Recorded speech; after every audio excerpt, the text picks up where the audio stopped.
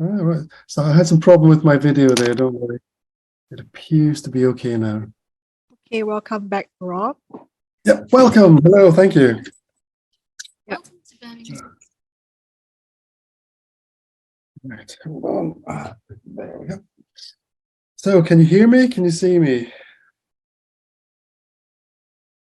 Yes. Good, so everyone's there. Right, how many people do we have? Good. Yeah. Good. So, shall I begin, Daphne, Lisa? Yeah, it's okay. So I'm just going to share my screen with you. I'm going to share my screen in a second. There we go. Now. So what I'd like to do is, if you have any questions, you can either ask the questions directly, or if you're not sure, you can put them in the chat and we'll ask them at the end, or I'll answer them at the end. But it would be useful to ask them as we go through. So the first thing I'm going to talk about for about sort of 20 minutes is portfolio preparation. So there are certain things we look for in portfolio preparation. So the first thing to say is you need to check the website of the institute that you're going to go to and really look at what they require in terms of, give me a second, what they look at in terms of what they would expect in a portfolio. So for example, an MA Visual Communication portfolio or an illustration or a graphic communication portfolio may sound similar, but they'll be different. A fine art portfolio at foundation or an MA or a BA fine art will also be different.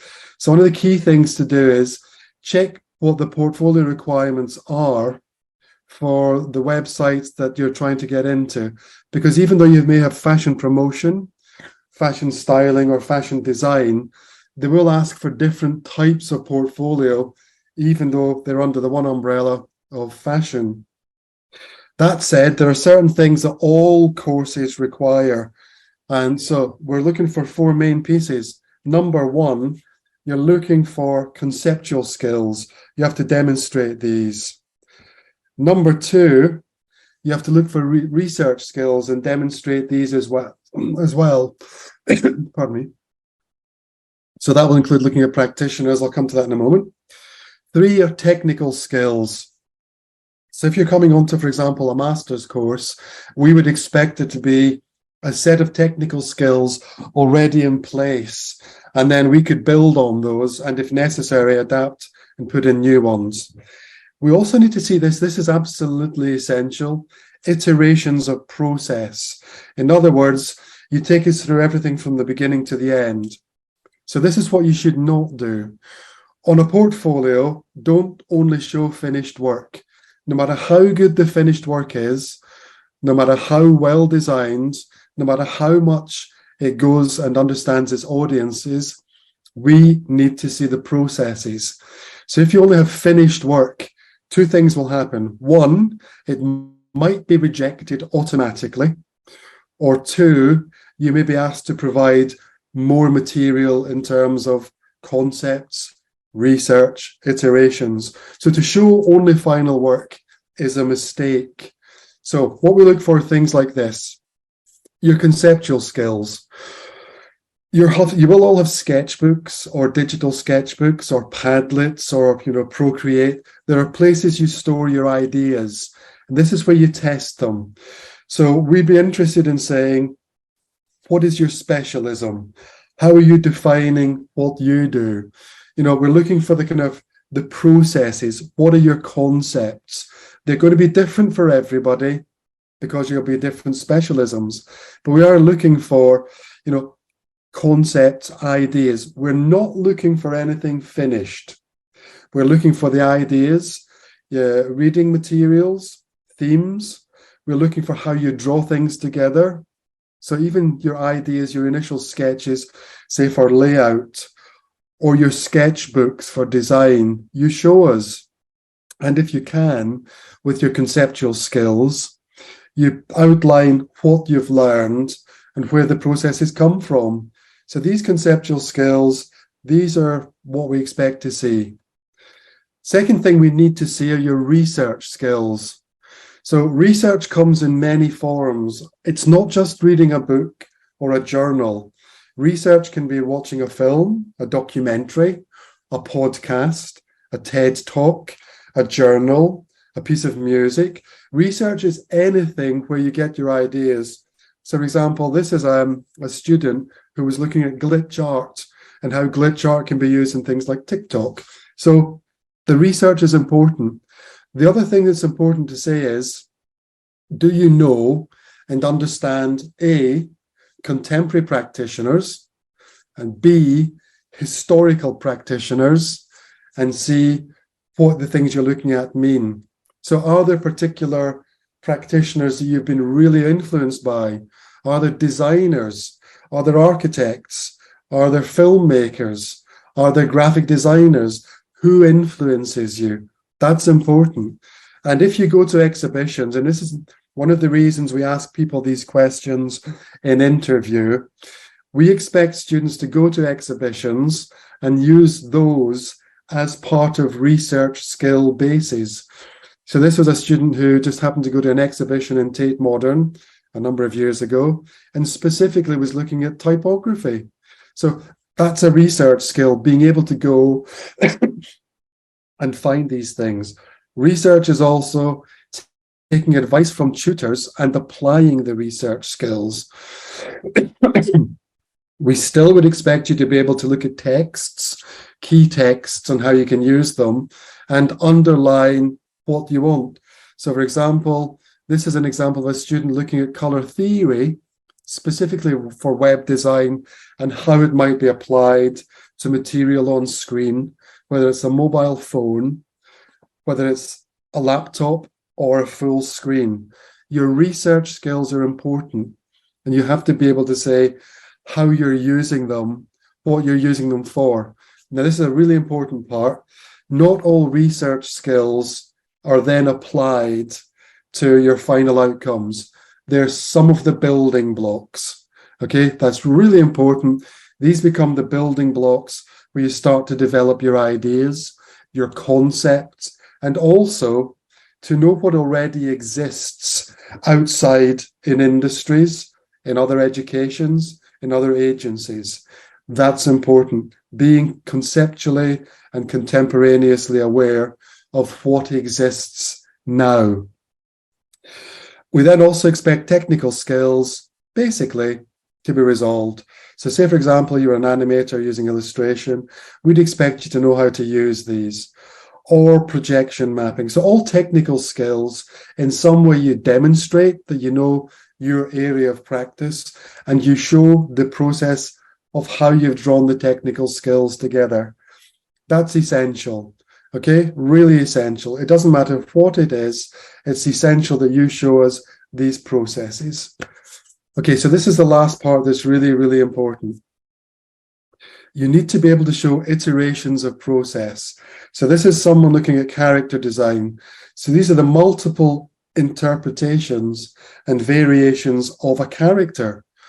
These are the iterations of process and planning, how you draw things together. So this becomes really important. And you can do this now quite easily by showing us on Procreate your processes. You just record the process as you do it.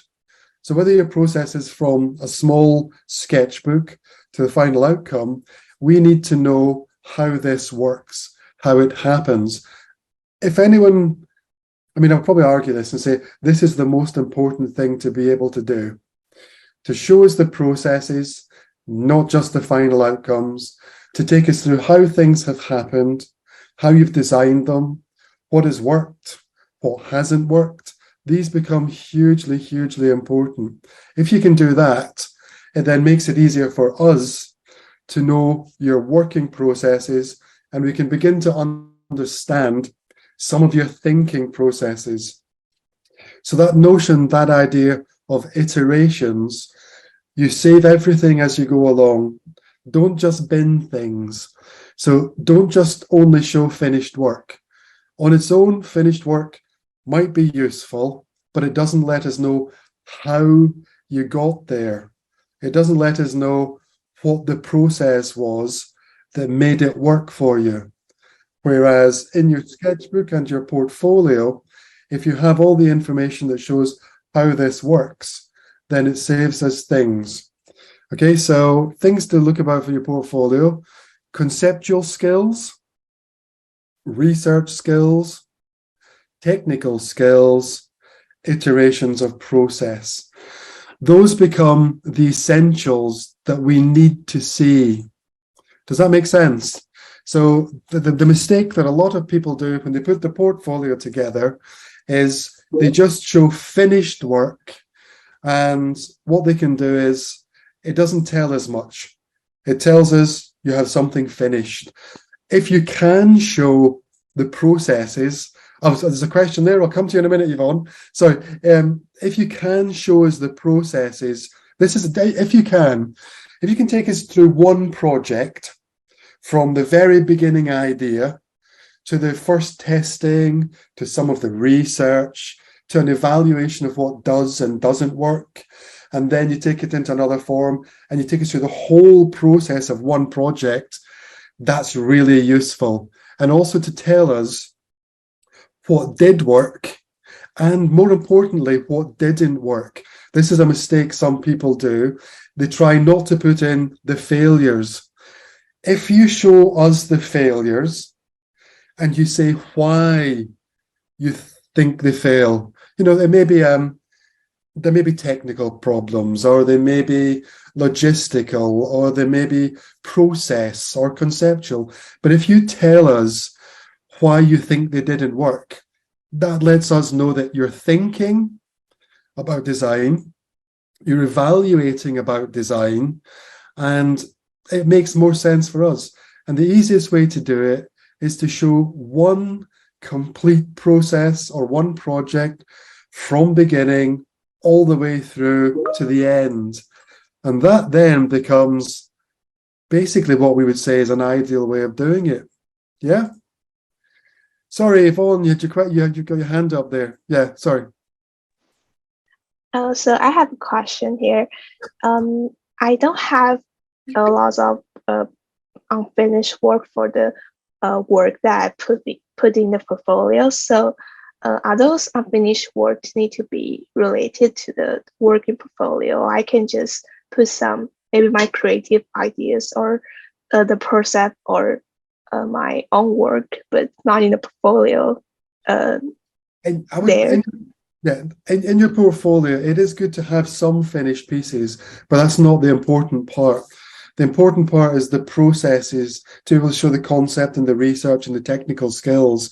If you were going into, say, an undergrad program, then concepts and research would expect bits of some technical skills because you would build those. It's often really useful if you can show an entire project. This is important. How can I put this? When you're applying for a program, you have to think about when the final date for a portfolio submission would be. So most programs in our institute, in our university, you probably would, the final date's probably going to be somewhere around about June, maybe, where we're saying that's the final date for showing portfolios. And what you can do then is you have time to figure out how to do the portfolio. What some people do, which is a mistake, they submit a portfolio too early. So an example would be, I was doing some portfolio reviews last week, and some students have applied too early for next September. So we've spoken to them and made the suggestion that maybe they apply in April when they have more work to show. And that before they apply, if they know the course they're going to apply to, they contact one of the agents. You may contact Daphne, or you may contact, Lisa, and you say, is it possible that maybe I could have a chat with the person running the course? So it's an interesting thing. We're not looking for finished things. I know that sounds kind of kind of contradictory, but we're looking for you to show your thinking processes, how you've worked it out. If you can do that, that is much better. Does that make sense, Yvonne? Yeah, so if I still have time, I can just like create another project and then record the whole process and then include in the portfolio. Yeah, I mean, okay, I see. Yeah, one of the things, this applies to everyone, don't throw away anything. Okay, you always say that. And if, for example, you're doing things digitally, do screen grabs. And they'll be dated, so you know how you can show the processes. If you're doing sketchbooks, you just photograph them on your phone, airdrop them, put them into a presentation. That's the important part. Yeah? Is that helpful, Yvonne? Yes, thank you. You're welcome. Are there any other questions? Do people put their hands up? No other questions. Why is that? No other questions? 有问题的可以趁着现在老师在线上，可以赶快问哦。None? Okay, that's fine. Okay. Right. Pardon me. Okay, if there's no other questions, I'm going to spend the next 20-25 minutes taking you through. It's a small creative block lecture that I give to my MA students, and it's very interesting. It's basically what happens when you hit a brick wall, when you're creatively blocked. These are kind of just 15 ways where you can test and try different processes or methods, not necessarily concepts, but methods where you can break out of it, okay? They're very useful. It's called 15 Ways to Stay Creative. And if you give me a moment, I'm just going to share my screen. There we go. So if you've got any questions either, just ask me okay, I'm gonna I want to ask if Eric, where did you come from? Just leapt in there. Eric, I want to ask about if I have a work that is done for a long time, and my process of my whole project of and processing or planning is all gone, and I want to put this work in portfolios. Should I redo all the process and the planning idea to show in the portfolio?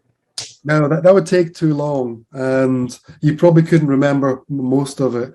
What I would do is if you have some finished work like that, what you do is you make a separate page on your portfolio, and you explain that this next section is finished work, which over the period of time I've lost the processing. And then what you could say is you could say, but I will be able to explain it in more detail if I'm invited to interview. Okay, so then you're able to you're letting whoever reviews the portfolio know that it's not just finished work, but it's finished work where the process has been lost or dissolved or gone, but you can explain if you're invited to interview. So on that kind of page, you would say that. Okay. Yeah. Okay. The other thing that I would probably try and do is you may have lost the technical processes, you may have lost some of the kind of construction methodologies, but you probably are still fairly aware and sharp about the concept. So you might just do a little one line, this is the concept behind this project. I can explain in greater depth at an interview process. Okay. What that also means, and this is I maybe shouldn't say this, but I feel I'm going to. This means that you're almost saying to the person who looks at the portfolio, I'd like an interview, please. Yeah. So that's something you can do. Yeah? Okay. Does that make sense, Eric? Yeah. Thank you. No worries. Any other questions? Oh, now we're getting questions. Okay, Ying, yes, on you go, Ying. I have some question like what you said before is to use some sketch to make you understand what is the process. So I want to ask, like, because we are interior design students, so we often do some model, like the conception model of the space. Is that is kind of the process? It is, but also if you're making a three-dimensional model, you know, you've made it. All you do is you take your phone, you light the model, and you video that. And what you can also do with your phone, because the model's small and these lenses are small, you can move into the space a little bit more, and you can actually sort of allow the person that reviews the kind of video to know that you're understanding kind of wayfinding and how space can be used by an audience. So don't just, I mean, one of the things that, who was it? There was two of you did some videos, three of you. The video pieces that are on the kind of QR codes or with a kind of link to Vimeo or YouTube, they're really useful because they let people see how you can journey through a space. Now, even though that's in architecture, it works in any medium. So I've got some students who are now designing animated moving posters that you can begin to move through. And that's a form of kind of typography and graphic design. They're useful, but don't necessarily think your portfolio should only be still. Now your portfolio should probably include elements of moving image, and quite a number of you that I looked at the portfolios this morning, you did do that. Okay. That's very useful. Okay, so Okay. yeah, does that make sense to Yeah. you? Okay, good. Okay. Do we have any other questions? I bet we're going to. Yeah, Yvonne, you're asking lots of questions. Yes, I have another question. So Is that right? You're I welcome. I do have some process of my unfinished work, but I'm not planning to finish them. So can I still put the process or the mind map in the portfolio? Yes, what you would do then is you would put that in as an ongoing project. So what you were saying is you'd either say it's unfinished. Actually, saying it's unfinished is a little bit too negative. You would have to say okay. it's unfinished, but it's ongoing, or you could say this is an ongoing project that may not be completed for another X number of weeks or months, but you just say ongoing. Yeah. Okay, I see. Yep. Thank you. Good. Right, if there's no more questions from Yvonne or from anyone, Eric, Ying, well, I'm going to go and share my screen with you now. And so these are kind of 15 different methods. Some might be useful, some may not be useful, but just have a look at them and think, is it possible I could use some of these? So I'm going to share my screen. Oh, there we are. It's there. Sorry, I put it up already. Share my screen, share. Aha. So can you all see this? Yeah? You're going all quiet. Right. So 15 ways to stay creative. So number one would be this. So it's a challenge. These are kind of basically 15 challenges that sometimes could be useful for people to kind of visualize their thoughts, their processes, their concepts, or when you basically get stuck. So the first couple are you set yourself criteria to work within. In other words, these are not ongoing. These won't go on for long periods of time. So the first block are you set yourself a 24-hour challenge. So you only have 24 hours and you have to stick to it. And in this case, it's creating a set of collage. Now we've said collage because you can either do it digitally, you can do it practically using paper-based, many forms. So we have a form, collage. We have a criteria of time limit, 24 hours. And then we're going to give a theme. So the first example is the theme of fear. So here we have an example of a Dada collage person called Hannah Hoch, who's taken fear, 1940s Europe, war is happening, or the Weimar Republic, 1919, war has just finished, and the notion of how you can make a collage about fear. So the criteria, 24 hours, collage, fear. I mean, that's what I'd say. So this is about fear and her collages. You could also then take a completely different approach, still 24 hours, still collage, but you've changed the theme. So you change the theme to love. So what you're starting to do now is you're finding other ways. So here we have a man called John Stakser. Now his collages are quite interesting because they're only made up of two pieces. One is a found photograph and one is a postcard. And then they come together to form this object. I can't remember if these were about love, but it's an interesting point. So again, he's limited himself to the number of materials he can use. But if you were to say only 24 hours and it's about love, another 24-01, say for example, hope. You can change all of these. These are all interchangeable. So we'd have someone like Henri Matisse doing cutouts. So taking paper, cutting them out, and then making these collages. So you've got Icarus, or you've got the theme of the circus, or you've got the theme of dance. So using very, very simple materials. So that first challenge is literally collage based. That's the kind of methodology. Time limited criteria, only 24 hours, but you can choose different themes. So that's one. If you're still stuck, and you will be, challenge number 2 is this. Create an abstract image. So it's an abstracted image. That's one criteria.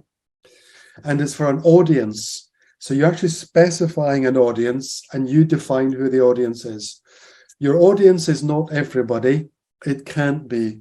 Your audience as a designer or as an architect, any form, is defined by you.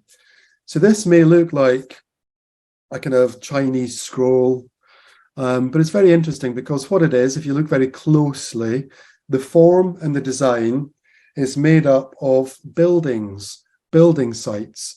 So this is Yang Yongliang's Phantom Landscape, and it comes from these sources.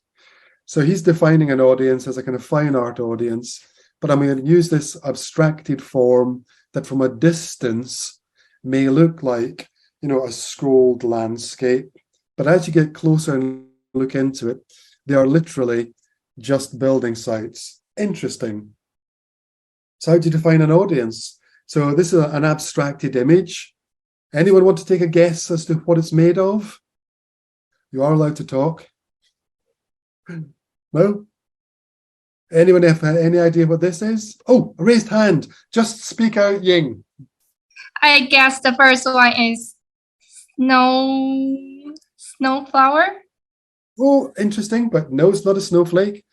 Any idea what the middle one is? Crystal. Nope. Interesting. The last one? The eye of the snake. Right, who else has raised their hand? I can't see you. Just speak out. It's me, Eric. Okay, Eric, what do you think? I think the middle one is a bottle with water. Oh, close, interesting. And anything else? The first one is glass, I think. Yes. Okay, perfect. So the first one is glass. It's an abstract. These are tiny, tiny pieces. These are really small. Eric, if you raise your hand again, yep. The middle one is a glass of beer. So you're right. And the last one is a bottle of wine, just looking down the neck. These are all tiny. These are taken for using just a mobile phone. They're very small. So abstracted for an audience. Number 3 is this. You take an existing advert, an advertisement, and then you try and change its meaning. Okay, so this becomes useful. So this is the original advert for iPod. I think this was quite a long time ago. So the form of the silhouette, the black silhouette, the pink, and the iPhone. This is it being reused as an anti-ear damaging campaign by an Australian company. Here, it's being reused by London Transport to talk about pickpockets. So the first advert is the original, And then the second and third one, the meaning has been changed by redefining how it's used. So one is to stop pickpockets and one is to stop ear damage. However, we all recognize the form. Oops, Zita, what's he doing? We all recognize the form because of the original source material. Creative number 4 is this. Choose a painting and rework it for a new audience and try and give it a different meaning. Now, this usually only works if the painting is famous enough. Now, what we have here, there's lots of things going off. So everyone, or most people know Leonardo da Vinci's The Last Supper, very famous painting. So everyone can then use it in different ways for different audiences. So this is an example of the World Cup from 1998. You should stop doing that. The World Cup from 1998. And then the next World Cup starts this Sunday, interestingly. And it's all collage. So it's been collaged, and it is, we should go away. So it's all collage, but it's an interesting idea. We recognize The Last Supper. We also recognize this, which is an editorial fashion spread, as opposed to an editorial collage for a magazine. We also recognize this cubist watercolor as a form. So the same design is reused, in this case from a famous painting, but for a new audience and a different audience, an editorial fashion audience down here, or an editorial audience for a newspaper or magazine article. So that can be done in a number of ways. Most people will know the Mona Lisa, but you can rework it. So here it's been reworked for the New Yorker magazine in 1999. And the woman photoshopped in is called Monica Lewinsky. And what she was supposed to be having a relationship with the then president, okay, which is interesting. But you can also reuse it. So here, it was reused in 2020 by an advert for the audience. In this case, they're Swedish people, different sense of humor. Okay, so that becomes useful. Here, the same idea of using American Gothic is reused by that same company, the agency DDB, for a classic with bacon in Sweden. And they use this idea of taking a whole series of pieces. We're gonna try it. We'll do that later. Oh, my movie down. There we go. Does that make sense? So you can do this in a very interesting way. So number 5 is this. Try and create a set of stamps. And those stamps are using your specialist area, and choose a personal theme. So here, there we go. These are abstracted painter Ellsworth Kelly, and these are commemorative set of stamps. One of the reasons for asking you to sort of do this, stamps are very small. So you have to think about the design structure, the content, and the color. And you have to think about, what it is. So Ellsworth Kelly, to celebrate his work. Ludwig van Beethoven, the 250th anniversary of the composer's birth. But you can take it into other forms. This is Chrissy Lau, and she's just taken one small island in the UK. And for Chinese New Year in 2020, the year of the rat, she's began to design these using very, very limited color palettes in that personal theme. But these are small. So what you're seeing on screen is way, way bigger than the actual stamps. So you have to think about scale, color, design. Number 6 is this. Create a landscape, but you can only use things within your home. So you're not allowed to go and find new materials. You're not allowed to find, outside materials. You have to do it within. So it's a man called Carl Warner, very famous kind of commercial conceptual photographer artist. These are all photoshopped bits of bodies that are turned into landscapes. They're called bodyscapes, really quite simple. But that's things you'd find in your home, yourself. But what he also does commercially, he does this sort of work. He creates food villages.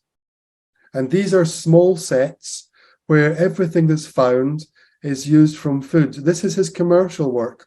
So you have the Foodscapes Bread Village, or the Foodscapes Salami Tuscany, or the Foodscapes. These are really small, but you have the interesting ideas.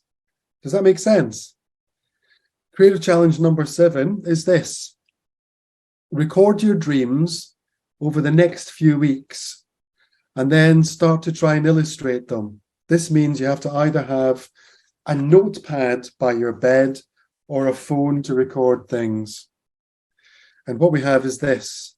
So this is Odlon Redon. This is 1910. This is before surrealists became surrealists or Dadaists. And he was recording dreams, ways of thinking, seeing, again, before wars happen. So this becomes interesting, the method he uses. It's an unusual method. Jerry Olsman's producing things like this. I don't think he's recording dreams, but he's making dreamlike images. You know, he's not using Photoshop. There's no Photoshop in any of this stuff you're seeing. These are all handmade, hand printed. But using your dreams, you can start to think about how. So this is the wonderful Gilbert Garson, who died recently, where he's using multiple layered Photoshop images to create surrealist images and then giving them titles, which can be useful. Or you can go down the Salvador Dali approach and just literally, I will take them into these. But if you record your dreams, you can start to use them for anything from graphic design to building projects, to architecture, to interior, to making animations. They can be a resource that you have. Creative challenge number 8 is this. Create a film poster using the same narrative, the same story, but your criteria is you must design it for 3 different audiences. Now that sounds easy, but you have to understand the audience before you start to design the poster. So I'm going to show you some examples. So this is David Lean's Lawrence of Arabia, 1962, multi-Oscar winning story of Lawrence, T.E. Lawrence. Okay, so this is, the first one is it's a sort of collage photographic with a very interesting use of typography. This is hand-rendered illustration, different levels of scale, again, different type of typography. This is almost using silhouettes. This is for a French-speaking audience. So again, language becomes important. This is interesting. This is a kind of collage montage, but it's the 40th anniversary edition. So by this stage, the film is very famous. People know where it comes from. So using photography. This one, you're using elements of just almost silhouette. So these are the same film for 5 different audiences designed in different ways. Okay, so that's quite difficult to do. So I'll show you another example. This is the original 1968, 2001 A Space Odyssey, Stanley Kubrick. This is hand-rendered illustration. Okay, this is the same film, so it's for a different audience. I don't know which country it's in, whether it's in America or Europe, but it's the same film designed in a different way, hand-rendered. When it comes to doing a reissued version, you know, decades later, they use a combination of photographic collage. Again, a different series, but by this stage, the film is well known by the audiences. So these are the same narrative and film designed in different ways.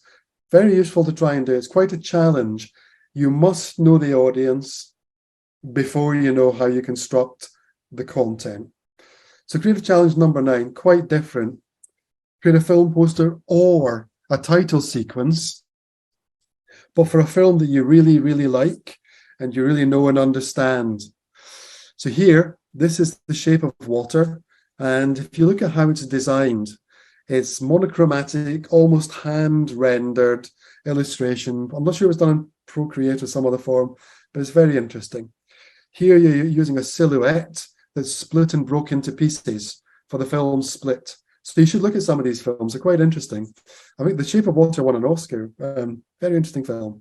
Here you're using a different type of silhouette where you have the outline and then you have what's happening interior. Interesting. Or you have something like Baby Driver, where it's a very kind of graphic poster that looks like it could have been done in the 1970s, but it's made in 2017. Or if you look at how the poster for Mother is put together, the typography in all of these is really important. And when you start to look at it, if it's your favorite film, you should be able to pull out the elements of the film that you think an audience will understand and engage with. Number 10 is this. We did this most recently, actually, with some students. You exchange a piece of your work with a fellow student, and then you use that as a starting point to create a brand new piece of work. So we do this quite often at the beginning of a semester, just for students to sort of engage with each other. So produce a piece of work or something you have in your portfolio, and you swap it, and then that becomes the starting point. So the fellow student might look at the content, the design, the materials, the process, the methodologies, and start to think, how can I use this? It's quite a challenge. Challenge number 11, quite different. Your criteria are you create one piece of work and you're only allowed to use pixels or reflections. So you have to sort of understand where they come from. So this is a man called Chuck Close, and he works very large paintings. This is a self-portrait. I'll show you. This is what it looks like when it's finished. Now, when you see it from a distance, it's his face. As you get closer and closer and closer, it breaks down into what you could call pixels, small, tiny panels that become abstracted, which is an interesting way. He also uses reflections. So you can produce something like an anamorphic effect by doing this. It's a round image made up of the same materials, but you need a small silver cylinder to physically see the object. So you can argue these are pixels and they are reflections. You can take it to another level. Does anyone want to guess what this is? You just shout out what you think this is. It's Mona Lisa, right? How do you know? It's got the shape of it. Yeah, and the color. So this is the Mona Lisa. We all recognize it. And it's an advert for Lego. This is the Mona Lisa, okay? This is, again, for Lego, using famous paintings, again, in this case, and turning them into pixels. You can argue that these are pixels, small blocks that make up a larger piece where we recognize the form. So you could argue Lego bricks are pixels. You can take it to another level. Now, what you need to do to look at this is, if you can all just half shut your eyes and just look at it, then tell me what you see. Half shut your eyes. Oh, and then you can unshut them. Oh, I've written it there already, sorry. So this is actually a portrait of Abraham Lincoln, which you see from a distance. It's Abraham Lincoln. And as you get closer, a bit like Chuck Close, you begin to see his wife looking out of a window. So pixels, really interesting. Reflections. This is me taking a self-portrait. Reflections. This is André Cortège in 1933 doing reflections, distorting things. So there's no Photoshop involved in any of this. You're not allowed to.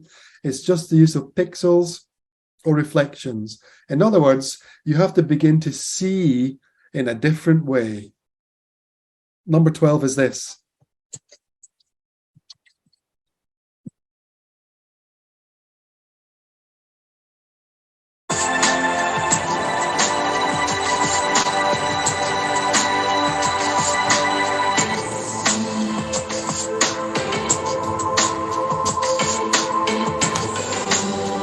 So this is an illusion. There is nothing moving. is just 2 pieces of acetate. And if you want to know how it's done, go to the YouTube site on screen, because this is a really interesting way of making an illusion move which doesn't move.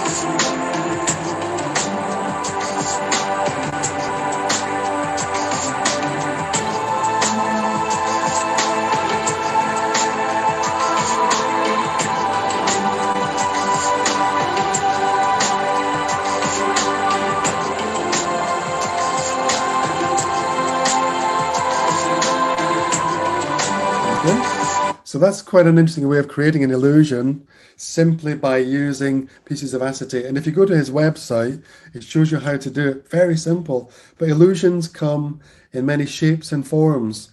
So this is a very old illusion. Depending how you see it, it's either a young woman with a hat here and the side of her face and her chin, or it's an old woman, a mother-in-law, with her nose, eyes, and chin here. So again, interesting. But that notion of an illusion is interesting when it's approached and used in different ways. So this is Charles Allen Gilbert making an illusion of a skull, someone looking at a dressing table, being reappropriated and reused by Dior in 2002. In this case, an advert for poison. But this notion of making illusions is interesting. This is Salvador Dali making the bust of Voltaire, the French writer, disappear. So depending on how you see it and how close you are to it, it kind of changes. So number 13, nearly finished, is this. Create an album cover or a podcast cover for a piece of music that you don't like. Now, the best way to do this is to ask someone else to select a piece of music for you, and then you have to research the music and produce an album cover. That you're probably wondering, why would anyone do that? Well, it's very simple. If you don't like a product or a service or an industry that you're going to work in, you're actually going to have people say, right, as a designer, you're going to have to make this. So as an architect, you may say, I don't want to do children's schools. I don't want to design a hospital. I just want to design these big buildings for giant corporations. That's not how it works. You're given a project to do, and you must understand the client, you must understand the audience, and you then must design it for that audience. So the Beatles, I quite like the Beatles. Duran Duran, MIA, not so sure, Nicki Minaj. The thing about these are, you're designing as a designer, and it's not for what you like or what you want. That's important. And if you're really interested in kind of designs that involve concepts, or in fact just concepts generally, you need to visit Storm Thorgerson's website, probably one of the most influential set of designers for music and more, much more, who died a few years ago. Check out Storm Thorgerson's website for ideas. They cover everything. Brilliant. Number 14 is this. Use only shadows and silhouettes to create work. In other words, your criteria are very limited. You will have noticed as we're going through this that there is always limited criteria. And I think that's part of the point, yeah? So you can do this. This is Tim and Sue Noble. Sorry, Tim Noble and Sue Webster. I think they were nominated for a Turner Prize, and they just produce artifacts that when you walk into a gallery, they just look like this until the light changes, and then you find them doing this. That's an interesting approach, but they've been doing it for a long time. This is how it was reappropriated by a John Lewis Christmas advert in 2007.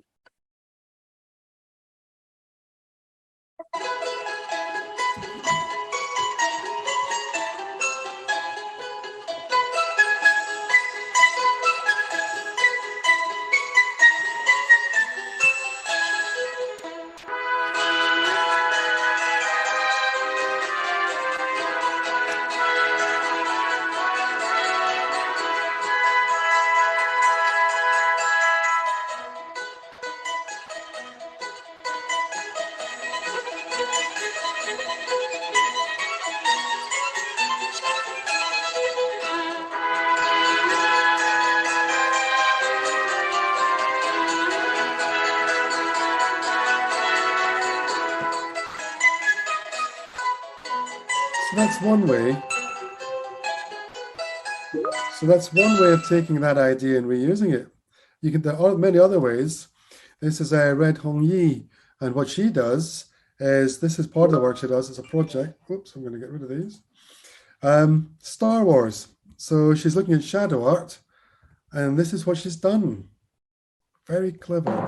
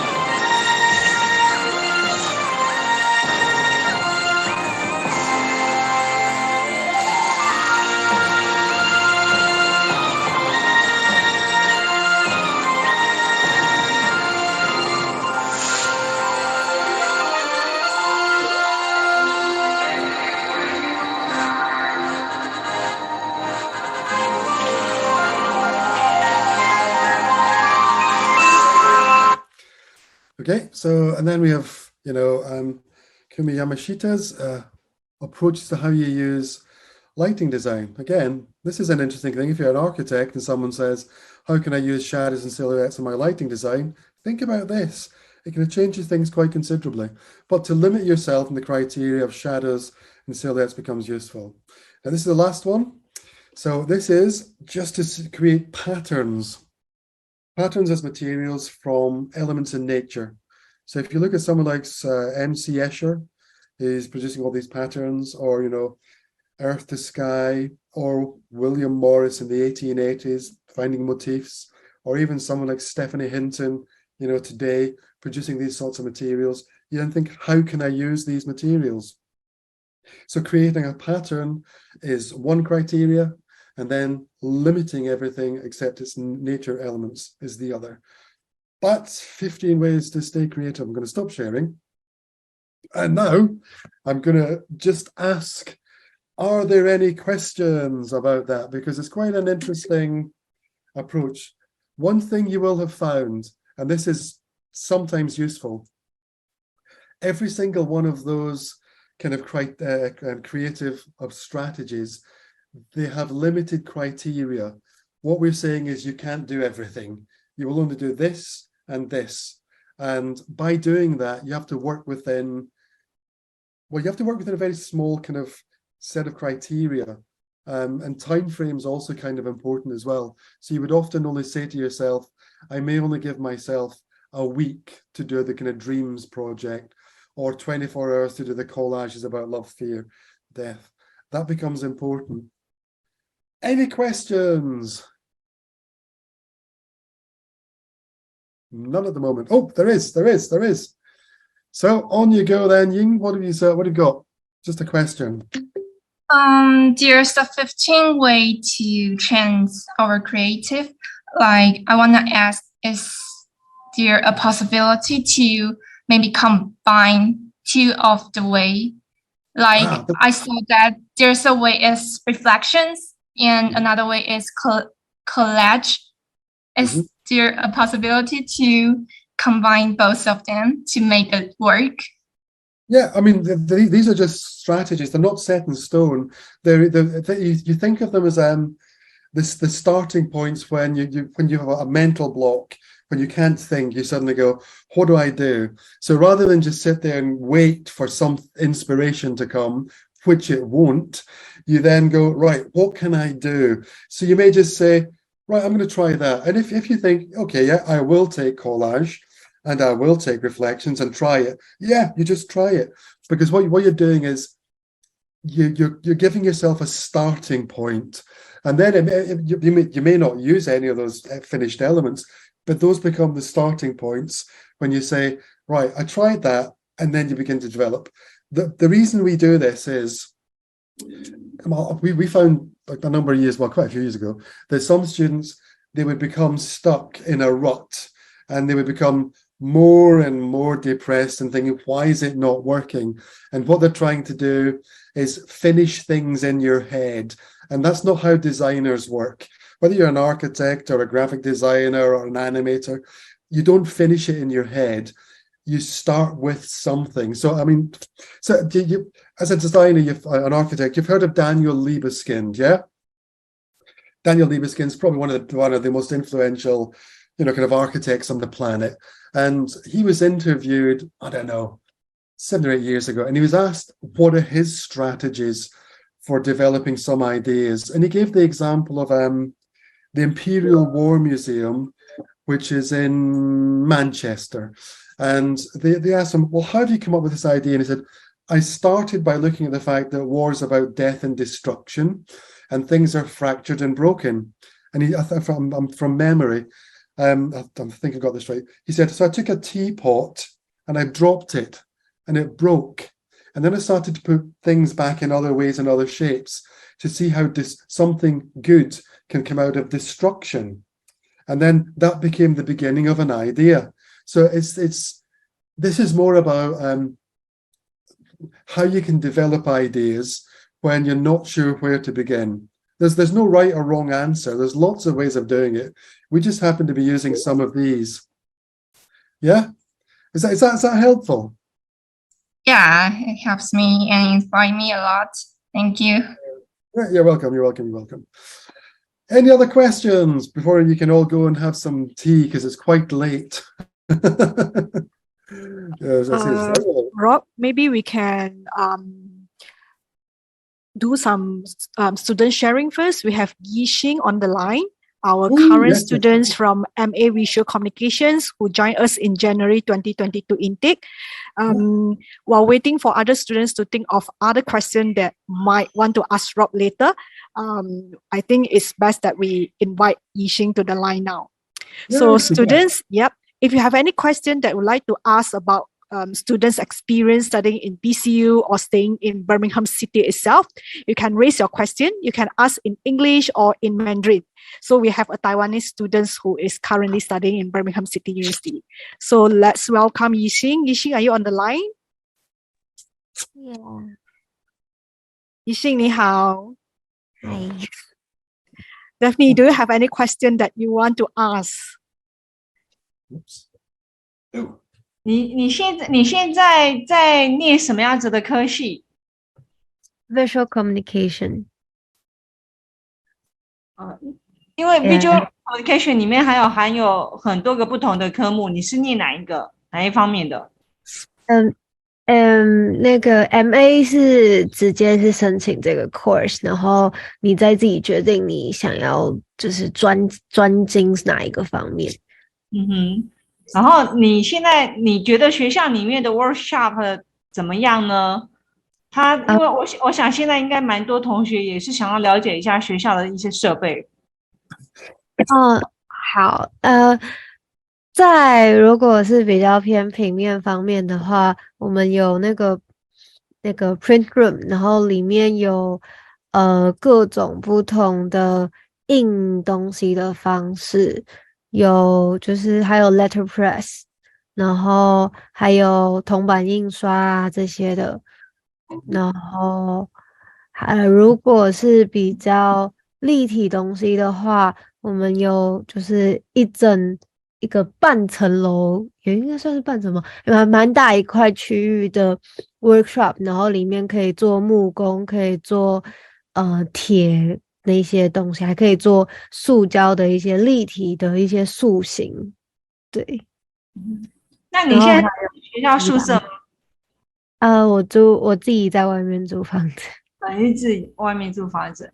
那因为我也去过 Birmingham， 所以你可以稍微介绍一下现在就是学校的校园跟 Birmingham City， 就是说你在市中心那边，从市中心到学校你的 campus Art Design campus 会很远吗？如果从市中心火车站走到学校只要15分钟，基本上如果你在 Birmingham，是不太需要其他交通方式的。就是如果假设你在伦敦，你可能需要搭 Underground， 那你在 Birmingham 基本上就是走路都能走到你需要走到的地方，大部分。然后市中心基本上它就跟伦敦差不多，然后就是什么需要的东西几乎都买得到，然后有精品，然后商场、超市这些在市中心都非常的方便。对，然后Birmingham 也有一个规模不算小的中国城，然后就是有各种亚洲的食物都有，韩式、日式、泰式，然后台湾餐厅也有，然后也有台湾来的珍珠奶茶店，这样子还蛮多东西的。那我想应该大家也很关心，你在那边的一周的住宿那边这样子价格差不多一周大概平均多少英镑？我是自己在外面租房子，然后因为我是住那种一室一厅的，就是有自己的厨房，然后有自己的卫浴，然后不是 studio 是 apartment， 对 ，OK， 对对对，就是厨房跟房间是有隔间，有独立的门的那种，对，所以然后因为我也不是住 student accommodation， 所以不包水不包电啦，对。OK， 所以你的水电都还是要额外自己申请哦，因为住学校宿舍的话，学校的水电都是会包的。对，我之前有住过，就是学校提供的宿舍，也有在外面住过，就是外面的 student accommodation， 就是外面的 student accommodation 是只要你是学生的身份，你都可以申请，然后不限于你是任何一间学校，然后反正就是住在那里面的人全部都是学生，所以其实安全性也挺高的，他也会严格的管控说进出的人这样子。那当然就是相对来说自由度会比较低一点点，因为就是只要有在里面住的话，都可能进出都会被那个 security 可能关心啊、询问啊这样子。对，只是那一方面也是 security 应该也是安全啦。我想，因为其实住学校宿舍，它在网络啦、水电什么的几乎都是会包。所以就不需要说像你现在因为住外面，所以可能就是需要你的水电跟网络都还要自己额外申请，对不对？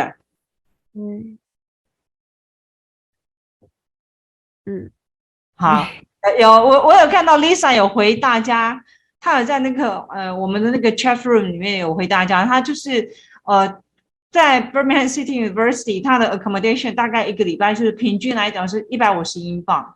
对，而且每一个学生只要是新生，他都学校本身都会 allow 我们去申请，但是当然还是要尽早，因为学校有很多个不同的宿舍，对不对？还是要尽早申请。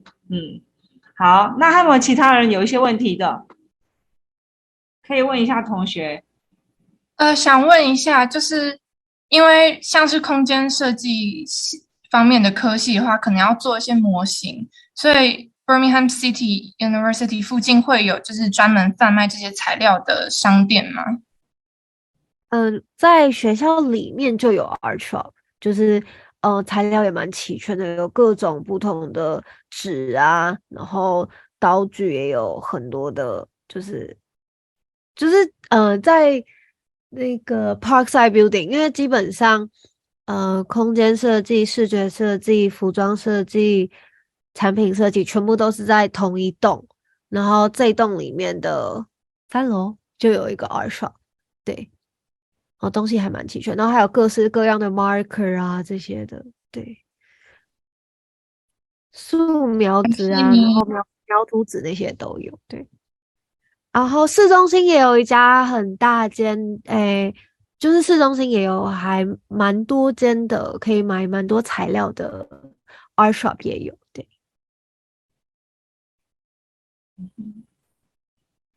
然后其他同学还没有问题的也可以问哦。我可以问一下吗？就是如果说之后有工作室的话，它是有点像是所有的学生一个大间的，还是指它是要申请一个一个小间这样子的？怎么样的工作室？你是说 workshop 的？如果你要去 workshop 里面做东西的话吗？对，好，因为正常来说，我们上课的话会在 studio， 就是基本上每个科系会有比较属于他们自己的一个教室，然后就是通常是那个科系的人就会在那个教室上课，然后看你是1到5哪一天有课，然后就去那边上这样子。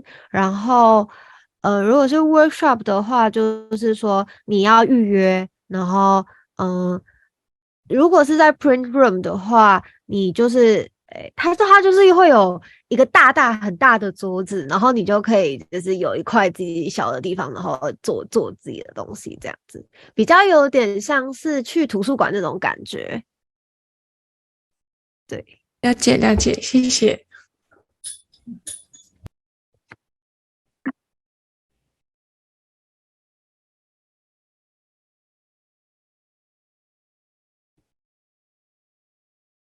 OK， 所以现在还没有其他的人有问题。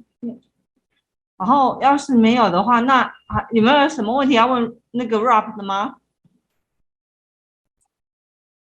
趁着现在老师还在线上哦，大家要把握机会。好，那要是没有的话，那 Lisa 你要做结尾吗 ？Lisa, do you want to do the conclusion? Yeah. Any last question from the students before we call it a day for this webinar? Any more questions? Yeah, we have a question for every. Yes, I have a question. So is it okay to? Oh, okay. So the challenge I'm facing right now is that when I'm creating the portfolio, and then when I do a research on the idea I was thinking about, and I would oftentimes realize some people has already done the similar concept. And I heard from your presentation, you talk a lot about reworking on the idea. So I just want to know if there's a line between reworking the idea and copying an idea. That's a good question. We do a lecture on this for our MA students at the beginning called Connectivity and Appropriation. And it's the fine line between, in fact, I think it was Jean Godard said, it's not where you take the ideas from, it's where you take them to. So sometimes you have to be careful that, so for example, the concept of the light bulb happened at the same time in Britain as in America in the kind of 1880s or something, but they've never actually met. The people had sworn, I can't remember, the two people had never met, but they had the same idea. I think there's a fine line when you say, I can take the concept and then I can use that differently, or I take the kind of production methods and I use those differently. So if you're copying everything exactly and giving it the exact same meaning, I would avoid that, because that's definitely copying. If you were to take the same concept or the same thing and give it a new meaning or a different meaning. So remember, I think I remember which one it was, but we're saying change the meaning of an advert. The original meaning has one function, but you may choose to use the same form and design and give it a new meaning. And that's perfectly okay. I think it's when someone says, if it's a straight copy and it's not different at all, you can think of it two ways. One, it's either an exercise in understanding how the original author, the original artist made it work. So if the original designer had used certain criteria, are you just trying to understand their criteria, or have they done something that you need to sort of deconstruct? So that sometimes happens when people are doing written work for things like case studies, when you need to know how someone functioned or how the design process worked to make the final outcome for the audience, and maybe even be culturally specific. If it's just a straight copy, it's just a straight copy. And most people would go, you're not going to learn much from that. Does that make sense? Yes, that's very helpful. Thank you. And it's a good question, though, because it's a question that we as designers, especially at master's level, we have to be able to answer. At undergrad level, when you're starting to develop these things, that will come up maybe at the end of first year and second year under some form of kind of the ethical issues of design. So it doesn't matter what it's in, but yeah, it's a good question, Avery. Yeah. Thank you. Thank you. Okay, I think it is almost the end of the session. So before we say goodbye, I have to say thank you to Professor Rob Gibb, for spending valuable times reviewing students, interviewing students, and also preparing this very useful session for all the students here. Secondly, I would like to thank Daphne for all the coordinations. Yeah, thank you so much. And Yixing as well. Thanks for joining us. Yixing is actually currently quite busy with the final project. She'll be submitting the project, I think, in December, right? Soon, next month. No, she's got until the 9th of January. Oh, the 9th of January. Okay. So for your informations, beside having this kind of webinar, I do visit Taiwan. Like last month, I visited 4 cities: Taipei, Taichung, Tainan, and also Kaohsiung. And I'll be going to Taipei soon next month, and I'll be meeting Daphne on one of the day, I think on Tuesday, if not wrong, Tuesday, right? 19th or 20th, I think 20th of December. And also I'll be holding a very mini graduate or alumni gathering in Taipei City. Okay, beside that, normally I'll visit BCU twice a year, and the upcoming trip will be early next month in December. And normally I'll do a small gathering as well with the current students. So our relationship between students, academics, and myself, we are actually very close. Okay, if you have any question, feel free to get in touch with Daphne, and Daphne will actually, contact me if you need any assistance, be it academic. I'll get in touch with Rob, or also anything related to admissions or applications. Is that okay? If you have any question before we say goodbye, any last question that you have for us? Yeah, I think Daphne. Yeah, sorry, Rob. I was just going to say, I'll get the forms to you tomorrow if that's okay. The interview forms. Yeah, sure. Yeah. Okay. I've got some classes this afternoon. Thank you so much, Rob. Yeah. So Daphne has also kindly dropped the contact number on the chat box. If you like to contact her, please feel free to get in touch. Okay. So goodbye and good night, everyone who is in Taiwan. And good afternoon to Rob. Bye. See you next month, Rob. Thank you, everyone. All the best.